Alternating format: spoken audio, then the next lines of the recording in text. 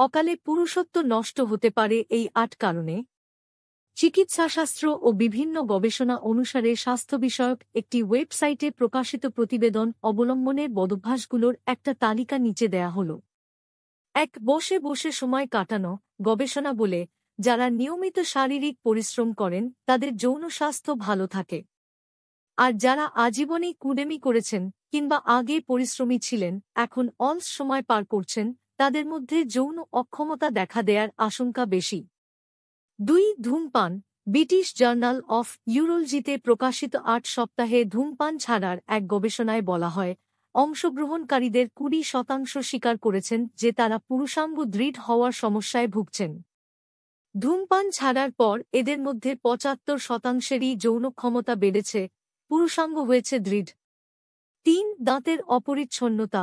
শুনতে আজব মনে হলেও গবেষণা মতে, যার পুরুষাঙ্গ ভালোভাবে দৃঢ় না হওয়ার সমস্যা আছে, তার মাড়ির সমস্যা থাকার আশঙ্কা সাধারণের তুলনায় ৭ গুণ বেশি।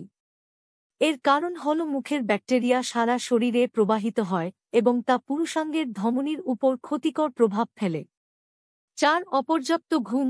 শরীরের ঘুমের চাহিদা পূরণ না হলে টেস্টোস্টেরনের মাত্রা কমে যায়। ফলে অবসাদ হয়, যা থেকে পেশি ও হাড়ের ঘনত্বও কমে যেতে পারে। ২টি প্রভাবই পুরুষাঙ্গের জন্য ক্ষতিকর।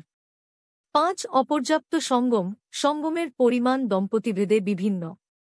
তবে আমেরিকান জার্নাল অফ মেডিসিনের একটি গবেষণায় দেখা গেছে, প্রতি সপ্তাহে কমপক্ষে একবার সঙ্গমে লিপ্ত না হলে পুরুষাঙ্গ ভালোভাবে দৃঢ় না হওয়ার সমস্যা দেখা দিতে পারে। সপ্তাহে ৩ বার সঙ্গম হল আদর্শ। ৬. তরমুজ। সিট্রুলাইন আর্জিনাইন নামক উপাদানের ভালো উৎস তরমুজ। এর কাজই হল শরীরের যৌন ক্ষমতার উন্নতি সাধন। উপাদানটি শরীরে নাইট্রিক অক্সাইডের মাত্রা বাড়ায় এবং পুরুষাঙ্গ দৃঢ় না হওয়ার সমস্যা সারাতে সক্ষম। তাই প্রতিদিন তরমুজ খাওয়ার পরিমাণ বাড়াতে পারলে ভালো। ৭. Trans fat. শরীর প্রচুর ট্রান্স ফ্যাট গ্রহণ করলে শুক্রাণুর মান খারাপ হতে থাকে।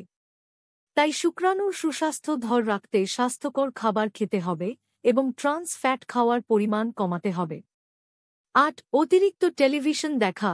ব্রিটিশ জার্নাল অফ স্পোর্টস মেডিসিনে প্রকাশিত হার্ভার্ড স্কুল অফ পাবলিক হেলথের করা একটি গবেষণায় দেখা গেছে সপ্তাহে ২০ ঘণ্টার বেশি সময় টেলিভিশন দেখা পুরুষের শুক্রাণুর মাত্রা ৪৪% পর্যন্ত কমিয়ে দিতে পারে।